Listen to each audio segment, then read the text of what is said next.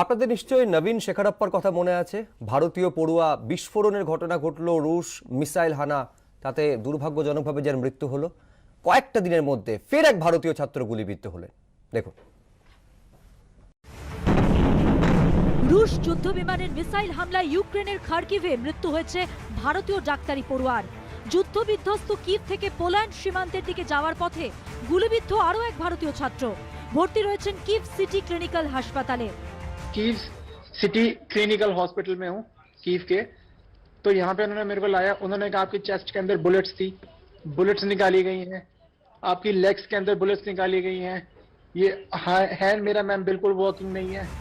27 ফেব্রুয়ারি Poland যাওয়ার পথে চলন্ত গাড়িতে গুলিবিদ্ধ হন দিল্লির বাসিন্দা হরজত। তার বুক, পা ও হাতে গুলি লাগে। কখন কিভাবে গুলিবিদ্ধ হলেন, হাসপাতালের বেডে শুয়ে ভয়ঙ্কর সেই অভিজ্ঞতার কথা শুনিয়েছেন হরজত। जो प्राइवेट कैब वाले हैं सर मैम, वो लोग बहुत डिमांड कर रहे थे डॉलर्स में, तो हमने एट दी एंड एक $1000 में एक कैब हायर गई। उसमें हम मैम 3 बंदे थे। मिडल ऑफ द वे हम पे शूट हुआ। उसके बाद मैम मेरे घुटने में गोली लगी, दूसरी लात में गोली लगी, इस हैंड में गोली लगी, इस हाथ से गोली टच करके मैम छाती के अंदर तक गोली आ गई थी। मेरे को जैसे ही मेरा गोली लगने के बाद मेरे को थोड़ा सा होश रहा, देन उसके बाद मैं बेहोश हो गया। सब कुछ ब्लड दिखता था, देन उसके बाद मैं अगेन बेहोश हो जाता था। ভয়ঙ্কর যুদ্ধের মধ্যেই রাশিয়া দিয়ে ভারতীয় পড়ুয়াদের ফেরানোর চেষ্টা শুরু হয়েছে। এখন ইউরোপের দিক থেকে ভারতীয় ছাত্রছাত্রীদের উদ্ধার করা হচ্ছে, কিন্তু রাশিয়া ঘেঁষা খার্কিভ ও সুমি শহরে এখনো বহু ভারতীয় আটকে রয়েছেন। শুক্রবার ছিল উত্তরপ্রদেশে বিধানসভা ভোটের শেষ দফার প্রচার। বারাণসীতে দলীয় প্রার্থীদের হয়ে রোড শো করলেন নরেন্দ্র মোদী। কর্মী সমর্থকদের ভিড়, গোলাপ ফুলের বৃষ্টি। এরই মধ্যে ইউক্রেনে ভয়ঙ্কর যুদ্ধ চলছে, সেখানে এখনো আটকে বহু ভারতীয় পড়ুয়া। অসহায় পড়ুয়াদের প্রধানমন্ত্রীকে কাতর অনুরোধ, তাদের ফেরানোর ব্যবস্থা করা হোক। बहुत परेशान है, please government of India help कीजिए हम लोग का, नहीं तो हम लोग मारे जाएंगे यहाँ पे। Please government of India, please Modi ji help कीजिए प्लीज।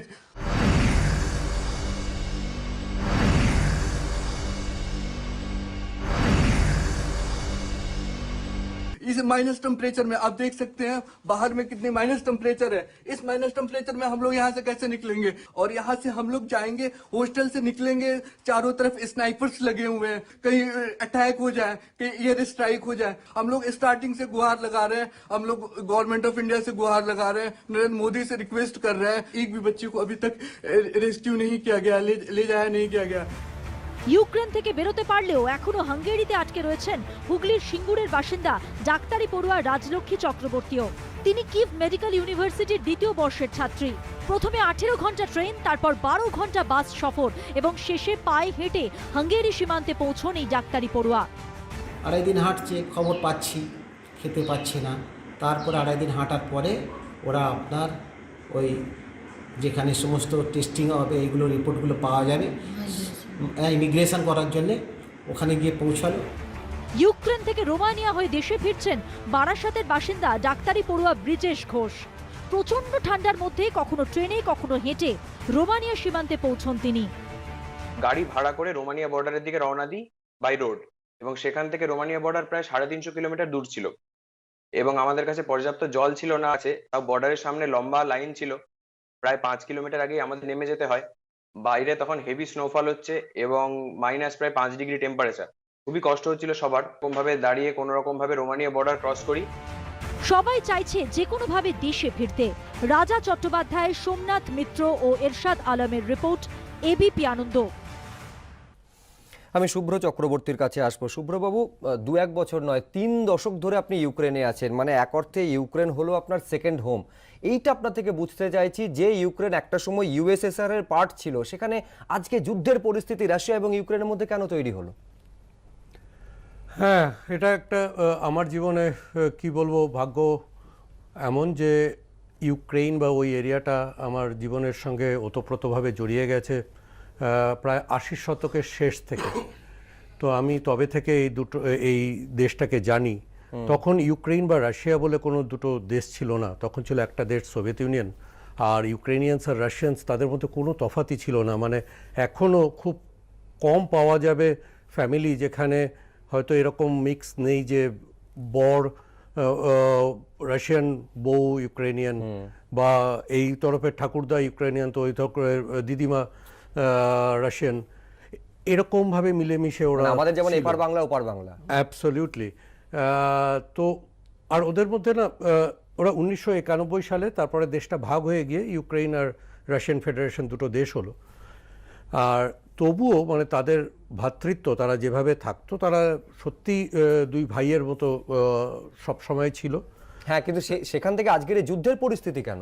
হ্যাঁ, তো এই দুটো দেশের মধ্যে অদ্ভুত যে কোনো রকম রিলিজিয়ানের ডিফারেন্স নেই, ট্র্যাডিশনের ডিফারেন্স নেই, খাওয়ার দাওয়ার সব কিছু এক।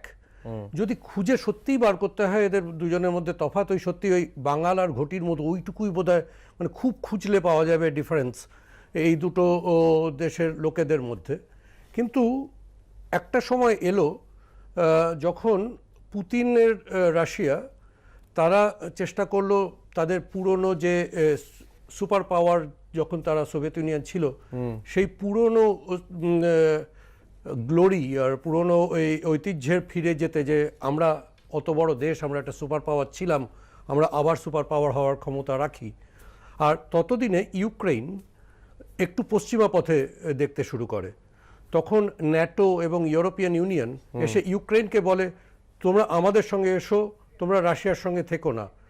এইখানে এই যে দুটো আইডিওলজি, একটা রাশিয়ান পুতিনের আইডিয়া যে আমরা একটা সময় সুপার হ্যাঁ, পাওয়ার এবার ছিলাম। আপনার বাড়িটা ইউক্রেনের কোন জায়গায়? সেখানে এখন কি পরিস্থিতি? আমার বাড়ি, আমাদের একটা নিজস্ব বাড়ি আছে, যেটা ইউক্রেনের কিভ শহরে, কিভের সেন্টার থেকে ঠিক 12 কিলোমিটার দূরে, শহরে একটু বাইরে। আজকে সকালবেলায় আমার বন্ধুরা ওখান থেকে ছবি পাঠালো যে 1.5 কিলোমিটার দূরে দুটো খুব বড় বোমিং হয়েছে। তবে আমার বাড়িটা এই মুহূর্তে ভাড়া দেওয়া আছে, তো ভাড়াটে বাড়ি ছেড়ে চলে গেছে। একজন কেয়ারটেকার ছিলেন, তিনিও বাড়ি ছেড়ে চলে গেছেন। তো আমি যতদূর খবর পেয়েছি এখনো কাজ টাজ ভেঙে যায়নি ওই বম্বিংয়ে, তো এখনো বাড়িটা অটুট আছে, এই পর্যন্ত বলতে পারি। জানি না কাল কি হবে। অক্ষত আছে বাড়িটা আপনার এই পর্যন্ত আর কি। আমি এইখানে একবার, যেহেতু বম্বিং এর কথা বলছিলেন, আমি এইখানে একবার দেখাতে চাইবো যে একেবারে কিভ থেকে পোল্যান্ড সীমান্তের দিকে যাওয়ার পথে, যেটা কিছুক্ষণ আগে এক ভারতীয় পড়ুয়ার গুলিবিদ্ধ হওয়ার কথা বলছিলাম, এবং তার মধ্যে উদ্বেগ আরো বাড়িয়েছে পারমাণবিক বিদ্যুৎ কেন্দ্র জেপোরিজিয়ায় হামলার ঘটনা, যেখান থেকে অনেকেই আশঙ্কা প্রকাশ করছেন তেজস্ক্রিয় বিকিরণ যদি সেখান থেকে শুরু হয়, পরিণাম হতে পারে মারাত্মক এবং সুদূর প্রসারী। দেখুন, চেরনোবিলের পর এবার জেপোরিজিয়া। ইউক্রেনের আরও একটি পারমাণবিক বিদ্যুৎ কেন্দ্রে হামলা, পরপর বিস্ফোরণ, পরপর বোমা বর্ষণে ইউক্রেন তথা ইউরোপের সর্ববৃহৎ পারমাণবিক বিদ্যুৎ কেন্দ্রের বাইরের অংশে আগুন লেগে যায়। হামলায় ইউক্রেনের 3 জন সেনার মৃত্যু হয়েছে, আহত হয়েছেন 2 জন। ইউক্রেনের বিদেশমন্ত্রী দিমিত্র কুলেবা দাবি করেন, ইউরোপের বৃহত্তম পারমাণবিক শক্তি কেন্দ্র জাপোরিজিয়াতে রাশিয়ার সেনাবাহিনী চারদিক থেকে গুলি চালাচ্ছে। ইতিমধ্যে সেখানে আগুন লেগেছে। যদি এখানে বিস্ফোরণ হয় তাহলে তা চেরনোবিলের থেকে 10 গুণ বড় বিপর্যয় ডেকে আনবে। রাশিয়াকে অবিলম্বে হামলা বন্ধ করতে হবে এবং অগ্নি নির্বাপক বাহিনীকে পারমাণবিক শক্তি কেন্দ্রে নিরাপত্তা বলয় স্থাপনের অনুমতি দিতে হবে। ইউক্রেনের প্রেসিডেন্ট ভলোদিমির জেলেনস্কি আরও এক ধাপ এগিয়ে দাবি করেছেন, চেরনোবিল কাণ্ডের পুনরাবৃত্তি চান পুতিন। গোটা বিশ্বের কাছে সাহায্য চেয়ে তিনি বলেছেন, ইতিহাসে প্রথমবার, মানব সভ্যতার ইতিহাসে এই প্রথমবার সন্ত্রাসবাদী রাষ্ট্র পরমাণু হামলা করতে চাইছে। যদি দুর্ঘটনা হয় তাহলে সবকিছু শেষ হয়ে যাবে, ইউরোপ শেষ হয়ে যাবে। ইউরোপীয় ইউনিয়নের এগিয়ে আসা উচিত। যদিও রাশিয়ার বিদেশ মন্ত্রীর দাবি, জেপোরিজিয়ার পারমাণবিক কেন্দ্রে হামলার ঘটনা ইউক্রেনের অভ্যন্তরীণ অন্তর্ঘাত, এর সঙ্গে রাশিয়ার যোগ নেই। ইউক্রেনে 20টি নিউক্লিয়ার রিয়েক্টর বা পরমাণু চুল্লি রয়েছে, তার মধ্যে চেরনোবিলের পরমাণু চুল্লিটি বন্ধ। ইউক্রেনে 19টি পরমাণু চুল্লি সক্রিয় রয়েছে, তার মধ্যে 6টি রয়েছে জেপোরিজিয়ায়। এই হলো জেপোরিজিয়া পারমাণবিক বিদ্যুৎ কেন্দ্রের পরমাণু চুল্লিগুলি। পরপর 6টি পরমাণু চুল্লি রয়েছে জেপোরিজিয়া পারমাণবিক বিদ্যুৎ কেন্দ্রে। আর পরমাণু কেন্দ্রে এই হামলায় ফিরিয়ে এনেছে আজ থেকে প্রায় 36 বছর আগের এক ভয়ঙ্কর স্মৃতি। 1986 সালের এপ্রিল মাসে তৎকালীন সোভিয়েত রাশিয়ার চেরনোবিল পারমাণবিক বিদ্যুৎ কেন্দ্রে একটি চুল্লিতে বিস্ফোরণ ঘটে, যাতে মৃত্যু হয় 32 জনের। বিস্তীর্ণ এলাকা জুড়ে শক্তিশালী তেজস্ক্রিয় বিকিরণ ছড়িয়ে পড়ে। তেজস্ক্রিয়তার জেরে ক্ষতিগ্রস্ত হন 6 লক্ষ মানুষ। ক্যান্সার আক্রান্ত হয়ে মারা যান প্রায় 4000 মানুষ। বহু বছর পরেও তেজস্ক্রিয় বিকিরণের প্রভাবে জন্মগত নানা সমস্যা তৈরি হয়। এই পারমাণবিক বিদ্যুৎ কেন্দ্রের চারপাশে 30 মাইল জুড়ে এলাকায় আজও মানুষের বসবাস নিষিদ্ধ। এই চেরনোবিল এখন ইউক্রেনের মধ্যে পড়ে। আর এবার যুদ্ধে ইউক্রেনের আরেকটি পরমাণু কেন্দ্রে বিস্ফোরণ সেই ভয়ঙ্কর স্মৃতি উস্কে দিল। তবে এরই মধ্যে আশার খবর হলো, আন্তর্জাতিক পরমাণু শক্তি সংস্থা জানিয়েছে ইউক্রেনে জেপোরিজিয়া পরমাণু বিদ্যুৎ কেন্দ্র থেকে কোনো তেজস্ক্রিয় বিকিরণ হয়নি। হামলার পরই এই পরমাণু বিদ্যুৎ কেন্দ্রের দখল নিয়েছে রাশিয়া। এবিপি আনন্দ।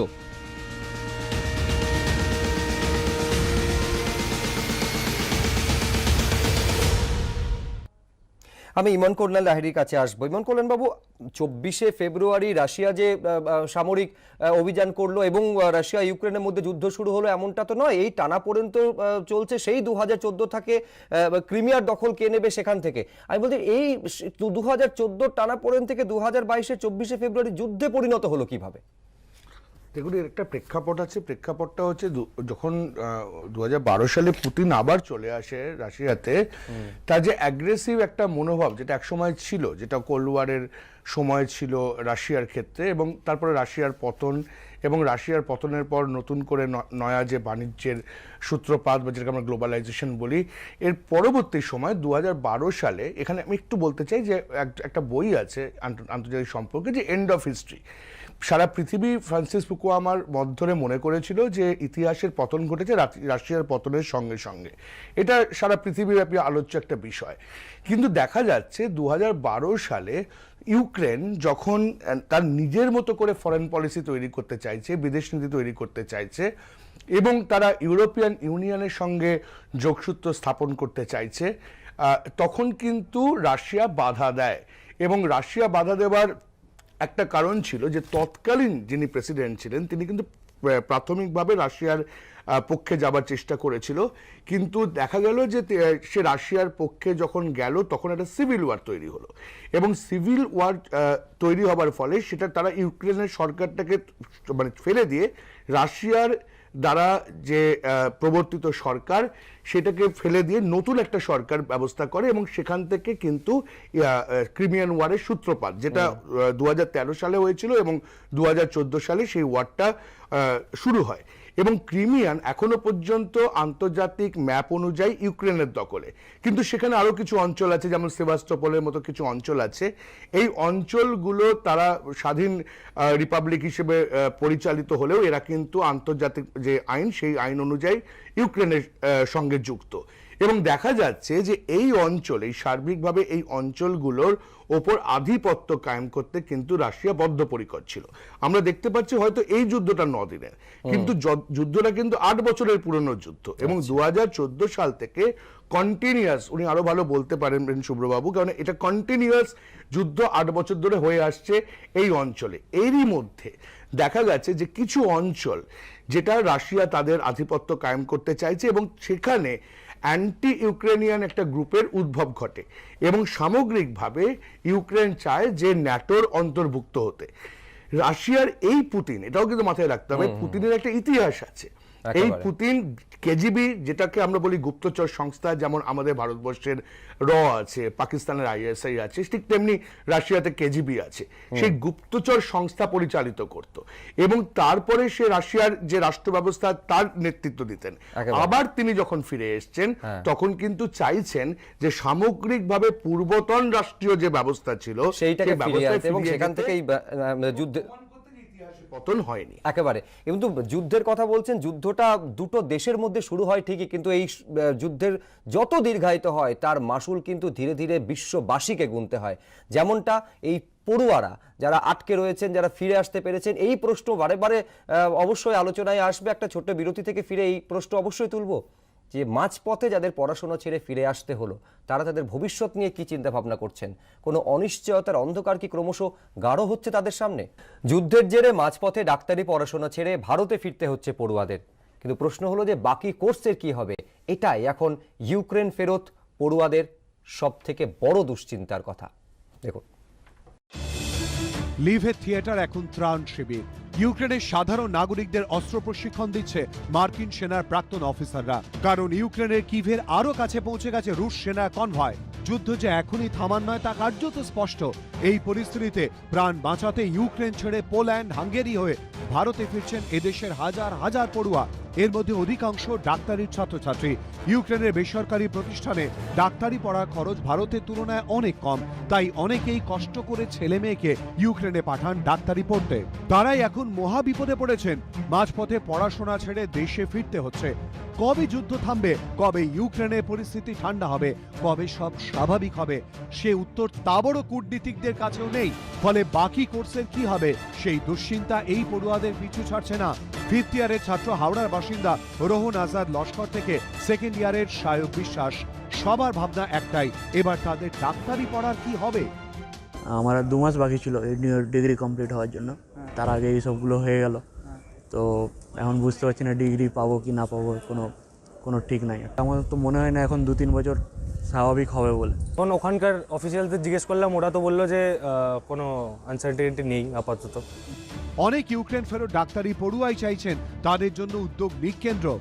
পোল্যান্ডের প্রচুর স্টুডেন্ট আমাদের ইউনিভার্সিটিতে পড়তে আসে। পোল্যান্ড সরকার তাদেরকে নিজেদের যাদের যতটা কোর্স বাকি আছে, যত বছর, তারা সেই পোল্যান্ডের বিভিন্ন ইউনিভার্সিটিতে নিজেরা কমপ্লিট করতে পারবে। এবার সেই মতন করে ইন্ডিয়া গভর্নমেন্টও যদি আমাদের ব্যবস্থা করে। जब तक बाढ़ खत्म नहीं होगा तब तक अभी तक कुछ अपडेट नहीं आएगी। अगर चाहे गवर्नमेंट की यहाँ पे सीट मिले, कोई एग्जाम देखे तो यही सही है। কেন্দ্রীয় স্বাস্থ্য মন্ত্রকের যুগ্ম সচিব অবশ্য পরবর্তীকালে বিষয়টি বিবেচনার আশ্বাস দিয়েছেন। गवर्नमेंट का 50% कॉलेज है, प्राइवेट का 50% कॉलेज है, तो वो लोग के लिए कुछ एंट्रेंस करेंगे, कैसे करके वो लोग को दाखिल करेंगे। लेकिन इसके लिए ज़रूर सरकार कुछ चिंता करना चाहिए, जिसमें 18,000 बच्चे का भविष्य सुरक्षित होंगे। सरकार ऑर्डर करेंगे जितना मेडिकल कॉलेज है सब 20, 25, 30 माने डिस्ट्रीब्यूट करेंगे, बच्चे लोग पढ़ेंगे वहाँ पर। ইউক্রেন ফেরত ডাক্তারি পড়ুয়াদের মধ্যে এ রাজ্যেরও অনেকে রয়েছেন। তাদের ভবিষ্যৎ কি হবে? যারা বেশি দূর পড়াশোনা করে ফেলেছে, 4th ইয়ার, তারা অতটা চিন্তার কারণ নেই, কারণ এরকম পরিস্থিতি আগে আমরা দেখেছি। গভর্নমেন্ট অ্যান্ড ইউনিভার্সিটি নেগোসিয়েশন হয়ে একটা ব্যবস্থা হয়েছে। যারা নতুন এবার যোগাযোগ করেছেন বা 1 বছরের মধ্যে রয়েছেন, তাদের অল্টারনেটিভ ভাবনা চিন্তা করা উচিত এখন থেকে। আপাতত যুদ্ধের জেরে এই ডাক্তারি পড়ুয়াদের ভবিষ্যৎ অনিশ্চয়তার মেঘে ঢাকা। সেই মেঘ কবে কাটবে উত্তর নেই কারোর কাছে। বিজেন্দ্র সিংহ, ঝিলম করঞ্জাই, এবিপি আনন্দ। ইউক্রেন ফেরত ডাক্তারি পড়ুয়া রায়কমল বসু আমাদের সঙ্গে রয়েছেন। এইটা তো একটা গভীর উদ্বেগের বিষয় যে মাঝপথে যুদ্ধের কারণে যাদের ফিরে আসতে হলো পড়াশোনা মাঝপথে ছেড়ে, এরপর তারা কি করবে, কতদিনে তো পরিস্থিতি স্বাভাবিক হবে তার তো এখনো কোনো নিশ্চয়তা নেই। রায়কমল। হ্যাঁ নিশ্চয়ই। যদি ওয়ার শেষ হয়ে যায় আর যদি সব সিচুয়েশন নর্মাল হয়ে যায়, তাহলে আমি নিশ্চয়ই আমার ইউনিভার্সিটি থেকেই আমার ডিগ্রি পেতে চাই। যদি না হয়, আমি চাই ইন্ডিয়া গভর্নমেন্ট কোনো কিছু ব্যবস্থা করে, যেরকম পোল্যান্ড গভর্নমেন্ট করেছে, সেরকম ইন্ডিয়ান গভর্নমেন্ট যেরকম কিছু ব্যবস্থা করলে তাহলে আমি ইন্ডিয়া থেকে ডিগ্রি পেতে চাই। তোমার কোন ইয়ার চলছিল? আমার এখন সেকেন্ড ইয়ার চলছিল। সেকেন্ড ইয়ার চলছিল, মানে কি রকম এক্সপেকটেশন তুমি মানে ইন্ডিয়ান গভর্নমেন্ট থেকে করছো? কোনো রকম অ্যাসিওরেন্স বা ইনিশিয়াল কোনো কথাবার্তা কি কারোর সাথে হয়েছে? না, ইনিশিয়াল কথাবার্তা এখনো হয়নি, কিন্তু এক্সপেক্ট করছি যে গভর্নমেন্ট আমাদের দিকেও দেখুক একটু। তাহলে যদি সিট বেশি থাকতো তাহলে আমরা কেন বাইরে যেতাম?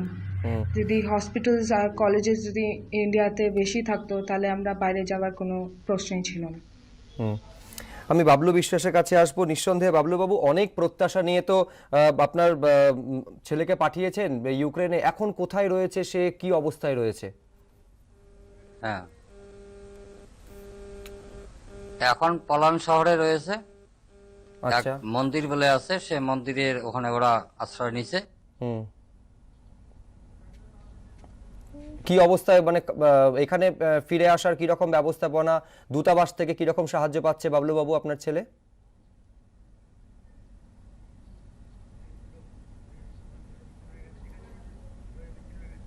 যান্ত্রিক গোলযোগের কারণে যোগাযোগ বিচ্ছিন্ন হয়ে গেছে। একেবারে অনুষ্ঠানের শেষ পর্যায়ে চলে এসেছি, কিন্তু আমরা এই প্রত্যাশা নিয়ে অনুষ্ঠান শেষ করতে চাইছি যে যারা সেখানে রয়েছেন, ভারতীয় পড়ুয়ারা বা ভারতীয়রা রয়েছেন, দ্রুত তাদের ফিরিয়ে আনার ব্যবস্থা করা হোক এবং এই যে যুদ্ধ 9 দিনে পড়লো, এই যুদ্ধ দ্রুত শেষ হোক। কারণ যুদ্ধ যত দীর্ঘায়িত হয়, আমি আরেকবার বলবো, তার মাসুল কিন্তু বিশ্ববাসীকে গুনতে হয় কোনো না কোনোভাবে। আলোচনা শেষ করব। সব খবরের জন্য আপনাদের চোখ থাকুক এবিপি আনন্দ।